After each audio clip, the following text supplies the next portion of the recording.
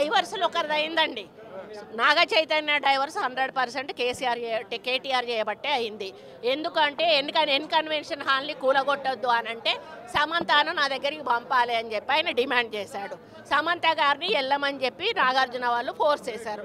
సమంత నేను వెళ్ళను అనింది. వెళ్ళను అంటే వాళ్ళు చెప్తే వింటే విను, లేకపోతే వెళ్ళిపోండి, డైవర్స్ ఇచ్చారు.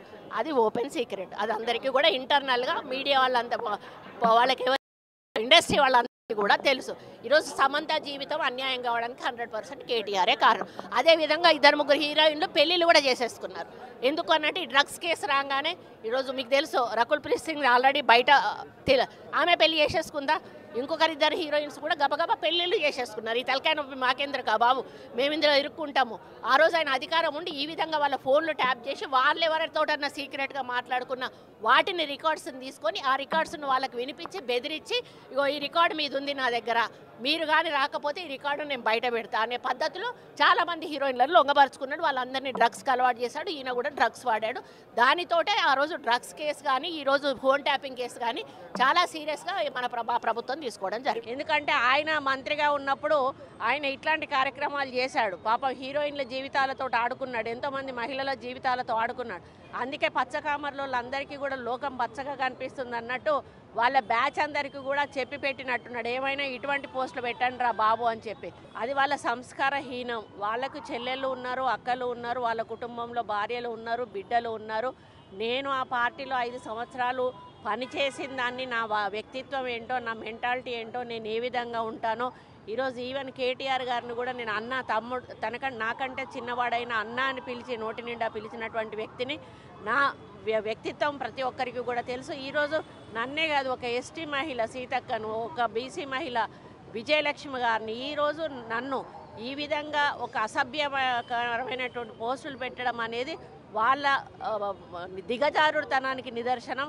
తప్పకుండా వాళ్ళందరి మీద కూడా ప్రభుత్వం తరఫున మేము కేసులు పెట్టాము, వాళ్ళ మీద యాక్షన్ తీసుకోవడం జరుగుతుంది. ఫోన్ ట్యాపింగ్ అని చెప్పి లీకు వీరుడు రేవంత్ రెడ్డి గారు పాపం డైరెక్ట్గా ప్రెస్ కాన్ఫరెన్స్ పెట్టే దమ్ము లేదు, డైరెక్ట్గా ఆధారాలు ప్రజల ముందు పెట్టే దమ్ము లేదు.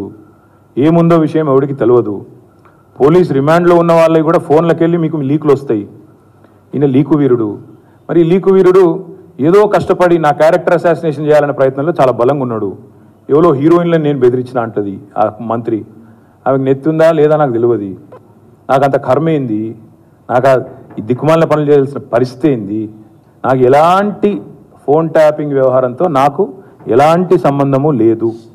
ఈ అడ్డమైన మాటలు ఎవరైనా మాట్లాడితే, చెత్త మాటలు ఎవరైనా మాట్లాడితే వారు మంత్రి అయినా ముఖ్యమంత్రి అయినా తాట తీస్తాము, లీగల్గానే చూసుకుంటాం. తాట తీస్తామంటే మళ్ళీ మీరు ఇదే యూట్యూబ్లో తమ్మునీళ్ళు పెట్టి తాట తీస్తామన్నాడు, ఈయనకు అహంకారం ఎక్కువ అని చూపెట్టకూరి. అదే వినండి, తొందరపడకండి.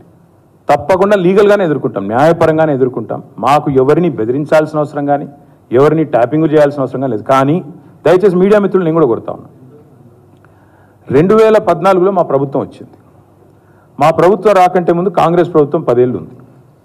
ఆనాడు కాంగ్రెస్ ప్రభుత్వంలో దయచేసి ఇది గుర్తుపెట్టుకోండి, రాయండి, మీరు కావాలంటే మీ ఆర్కైవ్స్లోంచి తీయండి.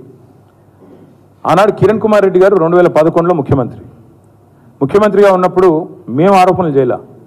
కాంగ్రెస్ ఎంపీలు ఆనాడు ఈరోజు కాంగ్రెస్ ప్రభుత్వంలో మంత్రులుగా ఉన్నవాళ్ళు, ఎమ్మెల్యేలుగా ఉన్నవాళ్ళు, కోమటిరెడ్డి రాజగోపాల్ రెడ్డి, డాక్టర్ వివేక్, గడ్డం వివేక్, అదేవిధంగా పొన్నం ప్రభాకర్ గారు ఈరోజు మంత్రి. వీళ్ళు ముగ్గురు ఆనాడు ఆరోపణ చేసినారు. సుఖేందర్ రెడ్డి గారు కూడా ఉన్నారు అనుకుంటా. అప్పుడు మా ఫోన్లను ట్యాపింగ్ చేస్తున్నాడు కిరణ్ కుమార్ రెడ్డి, తెలంగాణ కాంగ్రెస్ ఎంపీల ఫోన్లను ట్యాపింగ్ చేస్తున్నాడు కిరణ్ కుమార్ రెడ్డి అని చెప్పి ఆనాడు కాంగ్రెస్ ఎంపీలు అప్పటి కాంగ్రెస్ ప్రభుత్వం మీద ఆరోపణ చేశారు. సరే, ఆ తర్వాత ముఖ్యమంత్రి గారు నేను చేయట్లేదు అన్నాడు, అది వేరే విషయం. నేను రేవంత్ రెడ్డి గారిని కూడా కోరుతా ఉన్నా, మీరు 2014 నుంచి ఎందుకు, అంతకుముందు మీ వాళ్ళే ఆరోపణ చేశారు కదా, 2004 నుంచి తీయండి. ఫోన్ ట్యాపింగ్ ఏమేమి జరిగింది, ఎక్కడెక్కడ జరిగింది, 2004 నుంచి ఏమేమి కుంభకోణాలు జరిగినాయి, లంబకోణాలు జరిగినాయి అన్నీ తీయండి.